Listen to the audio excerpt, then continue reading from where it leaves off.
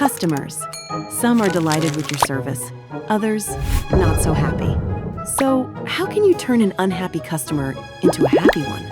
And maybe even a loyal customer for life? Welcome to Leadership Hacks from Nanyang Business School. Practical insights to help you lead global teams with confidence. Service recovery is about more than just refunds. It's about rebuilding trust. Here are 3 hacks to help you do it.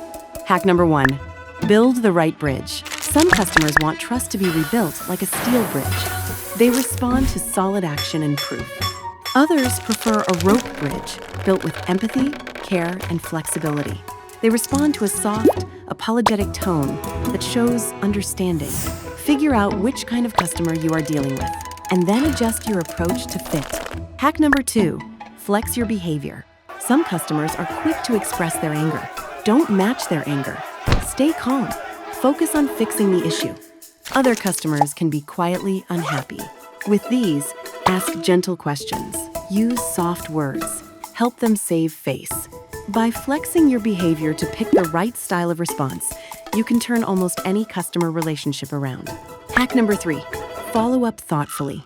Sometimes, the follow-up matters more than the initial fix. A few days after solving the customer's problem, get back in touch.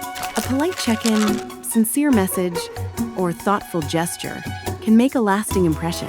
It shows the customer that your company cares. So, to recap, build the right bridge, flex your behavior, and follow up thoughtfully. Do these, and you'll be one step closer to earning trust and loyalty, one customer at a time, setting you up for global leadership success.